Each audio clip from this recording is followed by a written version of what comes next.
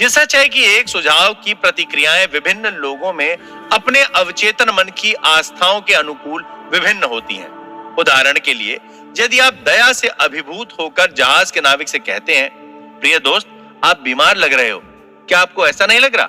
मुझे तो लग रहा है कि आपको सी सिकनेस होने जा रही है। आपके सुझाव के अनुकूल वो आपके जोक पर या तो हंस देता है या आपको देखकर चिढ़ जाता है। आपके सुझाव का उस पर कोई प्रभाव नहीं पड़ा, क्योंकि सी सिकनेस के बारे में वो अच्छी तरह से जानता था और वो उसे हो ही नहीं सकती। इसीलिए उसके मन में भय या चिंता के स्थान पर आत्मविश्वास दिखाई दिया। डिक्शनरी में सुझाव की व्याख्या क्रिया या मन में या मानसिक प्रक्रिया में कुछ रख देना है, जिसके जरिए सुझाए गए विचार को स्वीकार कर उस पर कार्रवाई शुरू हो जाती है। आपको याद रखना है कि कोई भी सुझाव अवचेतन मन में चेतन मन की स्वीकृति के बिना कुछ भी नहीं रख सकता। दूसरे शब्दों में, चेतन मन वो शक्ति है जो किसी भी सुझाव को रद्द कर सकती है। नाविक के उदाहरण में उसे सी सिकनेस का भय नहीं था, उसे विश्वास था कि वो बीमारी उसे हो ही नहीं सकती, और नकारात्मक सुझाव में वो शक्ति नहीं थी जो उसके विश्वास को भंग करके उसमें भय पैदा कर सके। सी सिकनेस का सुझाव इससे पहले वाले यात्री पर कारगर हो गया, क्योंकि उसमें सी सिकनेस का भय समाये बैठा था। हम में से प्रत्येक के अपने अंतर मन में भय होते हैं, आस्थाएं एवं विचार होते हैं, और अंतर मन की धारणाएं हमारे जीवन में अपनी भूमिका निभाती हैं। एक सुझाव की अपनी कोई शक्ति नहीं होती जब तक कि उसे मानसिक रूप से स्वीकार नहीं कर लिया जाता। इसी कारणवश आपकी अवचेतन शक्तियां सुझाव की प्रकृति के अनुसार सीमित या नियंत्रित रहती हैं। प्रत्येक 2 या 3 साल में London youth forum Caxton hall में मेरे व्याख्यानों की श्रृंखला आयोजित करता है। इस फोरम की स्थापना मैंने कई वर्ष पहले की थी। फोरम के डायरेक्टर डॉक्टर एल्विन फ्लीट ने मुझे सुझाव की शक्ति पर अंग्रेजी अखबार में छपे एक लेख के बारे में बताया। लेखक के अनुसार सुझाव यह था जो उस व्यक्ति ने अपने अवचेतन मन को 2 वर्षों तक दिया, अगर मेरी बेटी ठीक हो जाए तो मैं अपना दायां हाथ दे दूंगा। उसकी बेटी भयंकर गठिया रोग से पीड़ित थी, साथ में उसे चर्म रोग भी था जो लाइलाज हो गया था। डॉक्टरों ने जवाब दे दिया था, किंतु उसके पिता को अपनी बेटी के ठीक हो जाने की तीव्र कामना थी, और यही कामना उसने उन शब्दों में व्यक्त की जो उसने अपनी बेटी के लिए कहे थे। डॉक्टर एल्विन फ्लीट ने छपे हुए लेख का हवाला देते हुए बताया कि एक दिन वो परिवार कार से सफर कर रहा था जब उसकी टक्कर एक दूसरी कार से हो गई, जिसमें उसके पिता का दायां हाथ कंधे से कट गया और तुरंत उसकी बेटी का गठिया व चर्म रोग दूर हो गया। आपको यह निर्णय लेना होगा कि आप अपने अवचेतन मन को केवल ऐसे सुझाव देंगे जो आपका उपचार करके स्वस्थ करें, आपका भला करें, आपको ऊपर उठाएं, आपको प्रेरणा दें।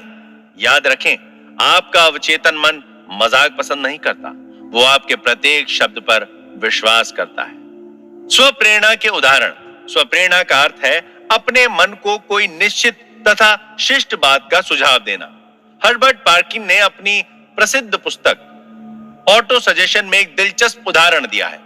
न्यूयॉर्क का एक यात्री शिकागो आकर अपनी घड़ी देखकर, जो शिकागो के समय से 1 घंटा पहले से चल रही थी, अपने शिकागो के मित्र से कहता है कि 12 बज गए।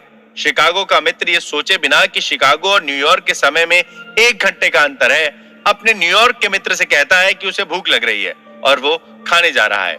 स्वप्रेरणा का प्रयोग तमाम तरह के डर और अन्य नकारात्मक दशाओं को हटाने के लिए करना चाहिए। एक युवा गायिका को गाने के ऑडिशन के लिए बुलाया गया। वो बड़ी आस लिए इंटरव्यू का इंतजार कर रही थी, किंतु 3 बार वो ऑडिशन में फेल हो गई। उसका गला बहुत मधुर था, लेकिन वो हर बार अपने से कहती रही, जब मेरे गाने का नंबर आए तो हो सकता है वो मुझे पसंद ना करें। मैं कोशिश करूंगी, लेकिन मुझे बहुत डर लग रहा है, मैं बहुत व्याकुल हूं। उसके अवचेतन मन ने उसकी नकारात्मक स्वप्रेरणा को स्वीकार करके उसके सामने उनको अनुभव के रूप में पेश कर दिया। इसका कारण था अनिश्चित प्रेरणा, यानी शांत भय में लिप्त विचार, जिन्होंने उसे भयाक्रांत कर दिया और वो असफल हो गई। उसने अपने भय को इस प्रकार काबू किया। दिन में 3 बार वो एक कमरे में गई। आराम कुर्सी पर बैठकर उसने अपने शरीर को आराम से शिथिल कर दिया। आंखें बंद करके उसने अपने मन व शरीर को शांत किया। शारीरिक शिथिलता से मन में एकाग्रता बढ़ जाती है और वो किसी भी सुझाव को स्वीकार करने के लिए तैयार हो जाता है। उसने अपने भय को दूर करने के लिए स्वयं से कहना शुरू किया, मैं बहुत सुंदर गा सकती हूँ, मैंने मन बना लिया है, मैं पूरी तरह से गाने के लिए तैयार हूँ, मैं गाऊंगी और सुरीले स्वर में गाऊंगी। उसने अपने शब्दों को शांत स्वर में विश्वास के साथ फिर से दोहराया। इसके बाद वो रोजाना दिन में 3 बार अभ्यास करती रही। प्रत्येक सिटिंग में वो 5 से 10 बार वही वक्तव्य दोहराती रही। सप्ताह के अंत तक वो पूरे जोश और विश्वास के लिए तैयार हो गई और जब उसे फिर से ऑडिशन के लिए बुलाया गया तो उसने बहुत ही सुरीली आवाज में गाना गाया। उसका चयन कर लिया गया। 70 वर्ष की एक वृद्धा हमेशा अपने से कहती रहती थी, मैं भूलने लगी हूं। उसने स्वप्रेरणा के जरिए भूलने की अपनी प्रक्रिया को बदल दिया। उसने कहना शुरू किया, आज से मेरी याददाश्त बढ़ने लगी है। मैं अब हमेशा अपनी जरूरत की बातों को याद रखूंगी। जो बातें मुझसे होंगी वो स्पष्ट रूप से मुझे याद रहेंगी। मैं उन्हें स्वाभाविक रूप से बड़ी आसानी से अपने पास रखूंगी। जब भी मुझे जरूरत होगी मैं उन्हें अपने मन में रखूंगी। मेरी याद दिन पर दिन बढ़ रही है और बहुत शीघ्र पहले से अच्छी हो जाएगी। 3 सप्ताह के प्रयास के बाद उसकी स्मृति सामान्य हो गई, जिससे उसका जीवन खुशनुमा हो गया। अनेक लोग जिन्हें चिड़चिड़ेपन और भयंकर क्रोध की शिकायत थी, उन्होंने स्वप्रेरणा की मदद से अद्भुत परिणाम प्राप्त किए हैं। इसके लिए उन्होंने विभिन्न वक्तव्य 1 महीने में दिन में 3 से 4 बार दोहराए हैं, सुबह, दोपहर और रात में सोने से पहले। आज के बाद मैं मृदुल स्वभाव का बनूंगा। मेरे मन में सुख और आनंद डेरा जमाएंगे। जीवन की खुशियां मेरे पास होंगी। दिन प्रतिदिन लोग मुझे पसंद करेंगे। मेरी समझ बढ़ेगी। मेरे चारों ओर खुशियां हैं। मैं प्रेम और माधुर्य का केंद्र बन गया हूं। खुशियां हरदम साथ रहती हैं। मेरा स्वभाव बदल गया है। मैं बहुत खुश हूं और सबका आभारी हूं। विजातीय स्वप्रेरणा के कुछ उदाहरण और विचार। विजातीय प्रेरणा का अर्थ है दूसरे से प्राप्त सुझाव।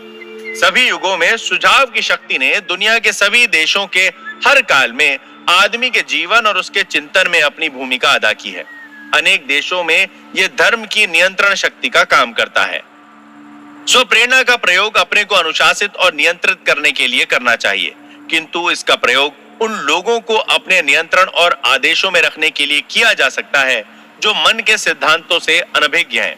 ये अद्भुत और शानदार है, किंतु इसका नकारात्मक रूप मन के सभी स्वरूपों में सर्वाधिक विध्वंसकारी है, जिसका परिणाम दुख, असफलता, संताप, बीमारी और विनाश है।